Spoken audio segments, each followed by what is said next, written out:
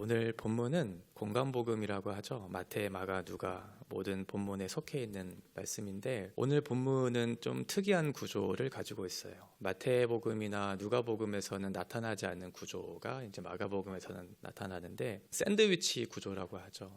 위에 또 아래에 빵이 있고 안에 이제 재료들이 들어가는, 그래서 앞뒤에 어떤 비슷한 내용들을 통해서 강조하고자 하는 내용이 있는, 오늘 A, B, A- 이런 식으로 샌드위치 구조가 마가복음에만 등장하고 있어요. 이건 마가가 어떤 특별한 얘기를 하려고 하는 의미가 있다는 걸 우리가 살펴봐야 되겠죠. 20절과 21절에 예수님의 친족들에 대한 내용이 나오고요. 그리고 22절부터 30절까지 종교 지도자였던 서기관과 논쟁하는 바알세불 논쟁이라고 하죠. 그 내용이 중간에 껴있고 마지막 31절부터 35절까지가 다시 예수님의 그 가족들에 대한 내용들을 통해서 이제 마가가 하고자 하는 내용이 무엇인가를 이제 설명하려고 하는 그런 내용이에요.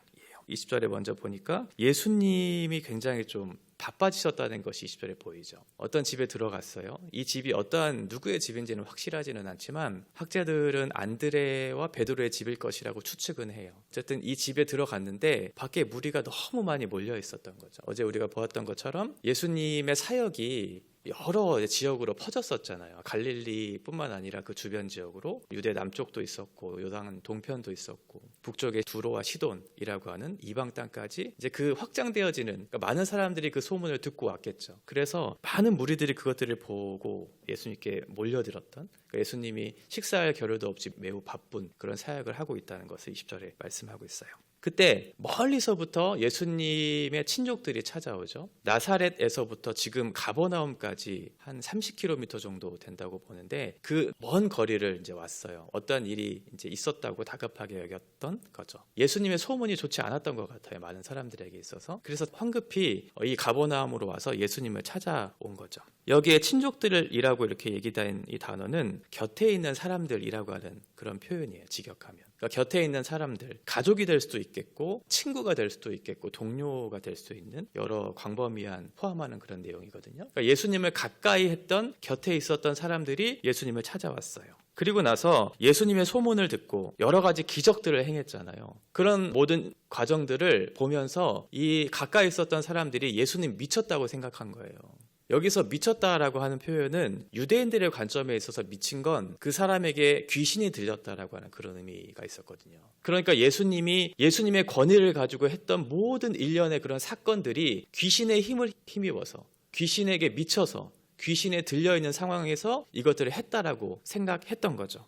요한복음 10장 20절에 보면 귀신 들려 미쳤거늘 이런 표현이 나와요. 그러니까 미친 건 귀신이 들렸다라고 하는 그런 의미, 유대인들에게 있어서 그런 표현이라고 생각했던 거죠. 지금 친족들, 가까이 있는 사람들의 이해는 이제 바로 보겠지만 뒤에 나오는 서기관들이 예수님을 이해했던 것과 별반 다르지 않았어요. 예수님이 누구인지를 이해하지 못했고 예수님의 사역에 대해서 이 사역이 어떠한 의미를 가지고 있는지를 전혀 이해하지 못한 상황 속에서 예수님께 찾아와서 예수 지금 미쳤다라고 그렇게 표현하고 있는 거죠. 22절부터는 서기관들이 나와요. 서기관, 이 사람들은 예루살렘으로부터 내려왔다라고 하는 표현이 나오죠. 예루살렘은 당시에 중심이었잖아요. 그러니까 예루살렘의 종교 지도자들의 중심이 있었던 그 지역에서 이 사람들이 내려왔다는 건 예루살렘의 공식적인 절차를 밟아서 이의를 제기하겠다라고 하는 거죠. 그러니까 공식적인 그 파견단이 온 거예요. 그리고 예수님을 죽이려고 하는 모의, 이것들을 공식적으로 이의를 제기하면서 찾아온 거죠. 그러면서 이제 서기관들이 예수님을 비난하기를 시작해요. 사실 바리새인으로 대변됐던, 앞에 우리가 봤지만 이미 이 사람들은 예수님을 비난했던 전력이 있었던 사람이에요. 예수님의 죄사함의 권세를 보면서 너는 왜 신성모독을 하느냐, 네가 스스로 죄사함의 권세가 있다고 착각하느냐라고 그렇게 얘기했던 사람. 너는 왜 죄인들과 함께 식사를 하느냐, 왜 하지 않아야 될 일들을 하고 있느냐라고 하면서 비난했고, 안식일 논쟁에서도 마찬가지로 왜 안식일에 일을 하냐면서 그렇게 예수님을 죽이려고 했던 그런 사람, 전력이 있었던 사람들이죠. 이런 예수님의 능력 있는 가르침, 그런 기적들, 이런 것들을 보면서 자기의 자리가 위협받았다고 생각했던 사람이잖아요. 그래서 예수님께 계속 비난하면서 그를 죽이려고 했던, 그래서 어떻게 하면 예수님을 죽일 수 있을까 생각해낸 것이 바로 오늘 본문 장면이에요. 예수님이 귀신의 우두머리인 바알세불의 힘을 힘입어서 지금 이 일을 하고 있다고 이제 얘기한 거죠. 너의 힘, 너의 권세, 네가 가지고 있는 능력으로 한 것이 아니지 않느냐. 귀신의 왕인 바알세불의 그 힘을, 그 능력을 힘입어서 네가 지금 이것을 하고 있지 않느냐고 지금 예수님의 지금 사역을 조롱하면서 비난하면서 말하고 있죠. 여기에 대해서 예수님이 이제 비유로 설명하세요. 그런 것이 아니다. 사탄의 힘을 빌어서 귀신을 쫓아내는 것, 그게 말이 되냐. 사탄이라고 하는 그 나라, 그 집을 유지시키고 더 번창하게 하기 위해서는 같은 편끼리 편을 먹고 대적들을 싸워야지 스스로 내분이 일어나서 분쟁하고 망하는 집이 어디 있느냐라고 얘기하면서 그렇게 사탄의 나라가 망하는 것이 아니고 그렇게 망한 것이 아니고 다른 힘에 의해서 망하는 것임을 예수님 설명해 주고 계세요. 여기서 사탄을 강한 자로 표현하고 있거든요. 사탄은 강한 자예요. 그런데 그 강한 자를 결박시키기 위해 필요한 건 뭐냐면 더 강한 자가 오는 거죠. 더 강한 자가 누구냐면 예수 그리스도거든요. 더 강한 자인 예수 그리스도가 강한 자인 사탄을 결박시켜야 그래야 그 나라가 무너진다라고 얘기하는 거예요.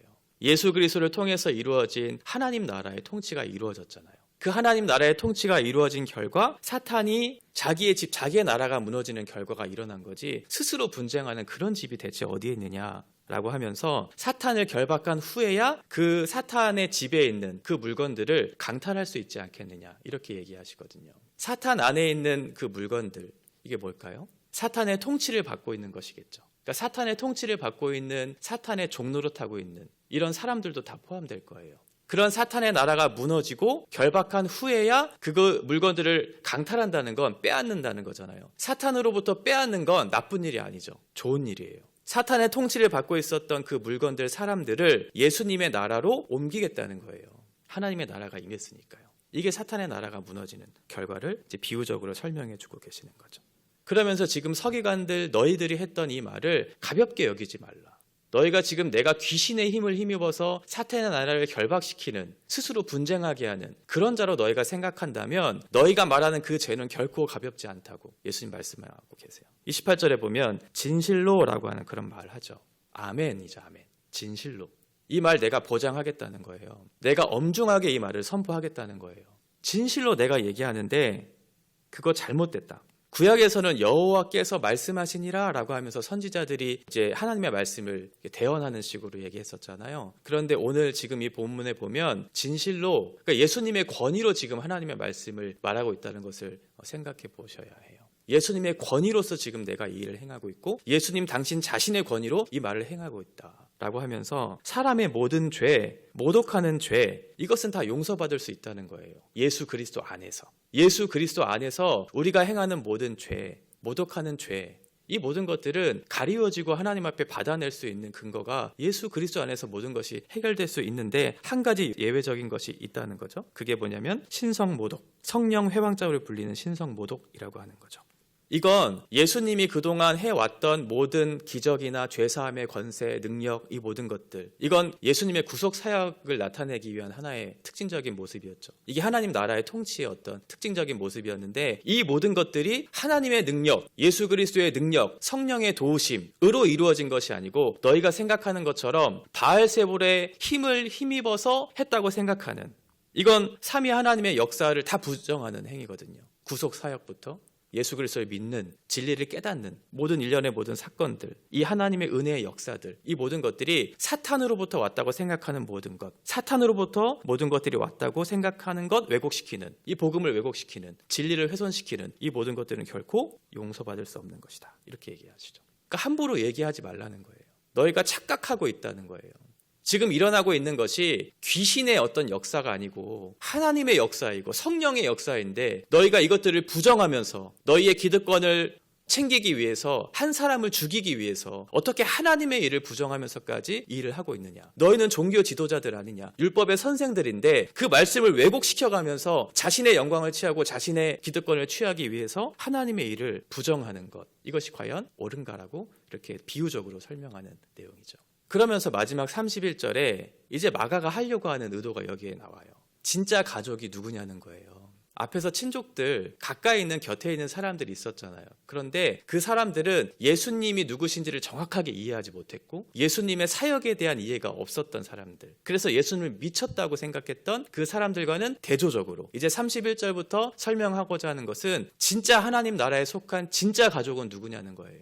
육체에 속한 물리적으로 가까이 있는 그 사람들, 그렇다고 해서 그 사람이 진짜 예수의 가족이 되는 게 아니고 예수의 가족이 될 수 있는 조건이 있다는 거죠.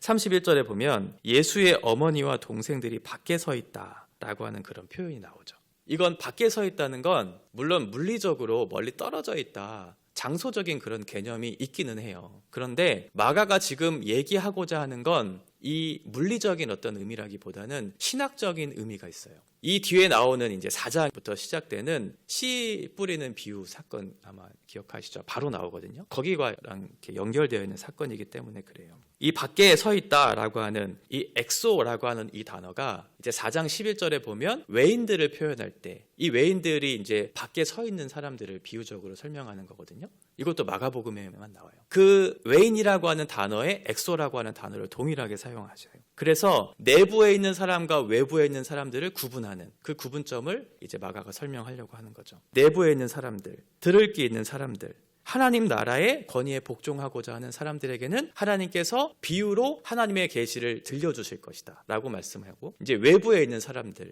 이 사람들에게는 하나님의 비밀을 감추일 것이다 라고 그렇게 씨 뿌리는 비유에 나오고 있거든요. 그러니까 그 사람들은 하나님의 말씀을 듣기는 들어요. 근데 듣기는 들어도 진짜 듣지를 못해요. 보고 있어요. 근데 보지를 못하는 거죠. 영적으로 귀머거리가 되고 영적으로 소경이 되는 그 사람들을 이제 외인으로 이제 비유적으로 설명하거든요. 그러니까 여자들, 그리고 지금 형제들, 가족들, 이 사람들이 밖에 서 있다는 건 그 사람들이 예수 공동체에 포함되지 않을 수 있다는 것을 지금 얘기하고 있는 거죠. 대조적으로 32절에 보면 예수님을 둘러싸고 있는 무리들, 이 사람들은 안에 있는 사람들이죠. 예수님 곁에 있는, 진짜 곁에 있는 그 사람들. 이 사람들은 34절에 얘기하고 있는 것처럼 내 어머니와 내 동생들, 이 사람들이 진짜 내 가족이라고 지칭을 하고 있는 거죠. 그러면서 이제 마가가 얘기하고자 하는 건 뭐냐면, 앞에 있는 친족들, 가까이 있는 사람들은 예수님에 대한 이해도 없었고 예수님의 사역을 정확히 인지하지 못했던, 그러니까 예수님을 대적했던 어떤 무리들처럼 비유적으로 설명했고, 중간에 있는 서기관들도 마찬가지로 귀신 들렸다, 귀신의 힘을 힘입어서 일을 하고 있다, 그러니까 예수님을 전혀 이해하지 못하는 두 무리들과 이 지금 마지막에 나오는 사람들을 대조하면서 진짜 가족이 누구인가 33절에 묻고 있는 거죠. 진짜 가족이 누구인가? 진짜 가족이 누구냐면 35절이죠. 누구든지 하나님의 뜻을 행하는 사람이 내 형제 자매 어머니이다 라고 이렇게 얘기하고 있어요. 하나님의 통치에 속한, 그 통치를 받아들이는 사람, 회개하고 믿음을 가지고 있는 사람, 이 사람이 진짜 하나님 나라의 가족이라는 거죠. 어제 우리가 본문 말씀을 통해서도 살펴봤지만 많은 무리들이 있었어요. 근데 많은 무리에 속해 있다고 해서 모든 사람들이 제자가 되는 건 아니었죠. 특별한 경험을 했어요. 그리고 예수님의 존재와 권위를 인정하고 알았어요. 그럼에도 불구하고 그 사람들은 예수님께 속하지 못한 사람들이었죠. 오늘도 마찬가지예요. 진짜 하나님의 나라에 속한 가족은 누구인가? 육체적이고 물리적으로 가까이 있는 그런 사람이 진짜 가족이 아니고, 하나님의 통치를 받아들이고 회개하고 믿음으로 반응하는 그 사람, 하나님의 뜻대로 행하는 사람, 그 사람이야말로 진짜 가족이다. 내 형제이고 내 어머니이다. 내 자매이다. 이렇게 얘기하고 있는 거죠. 오늘날로 적용해보면 교회에 가까이 있는 사람들, 교회에 출석하는 사람들, 이 모든 사람들이 자연스럽게 구원이 주어지는 것은 아니다. 부모의 신앙, 부모가 열심히 하나님을 섬기고 그 믿음을 가지고 있다고 해서 그 자녀가 자연스럽게 믿음을 갖고 구원이 주어지는 것은 아니다. 하나님의 뜻대로 행하는 사람이야말로 진정한 의미에서의 가족이라는 것을 말씀하고 있죠. 우리 우면동교회가 그런 교회가 되어야 하겠죠. 예수님을 함께 나누고 예수님 안에서 서로의 지체됨을 확인하는, 한 사람도 낙오됨이 없이 우리 모두가 천국으로 인도함을 받는 그런 교회가 되어야 되겠죠. 가까이 지내고 서로 친밀한 교제를 누리는 것도 중요하지만 우리가 기억해야 될 건 그거죠. 우리 교회는 친목단체나 동아리가 아니라는 거죠. 신앙 공동체, 예수 그리스도 안에 있는, 속해 있는 그런 하나님 나라의 영적인 가족임을 우리가 기억하고, 또 그 무리 안으로 들어오지 못한 사람들을 위해서 우리가 열심히 기도하고 하나님의 은혜를 구해야 되겠죠. 그래야 우리로 하나님께서 기뻐하시는 영적인 신앙인 공동체, 진정한 가족으로 우리가 부르심을 받은 사람들이 될 테니까요. 오늘도 우리들에게 주신 이 귀한 사명들, 은혜의 복음들이 우리를 통해서 풍성히 드러날 수 있도록, 그래서 하나님 나라에 속한 가족으로서 우리가 함께 이 일을 감당할 수 있기를 같이 기도하면서 나아갔으면 좋겠습니다.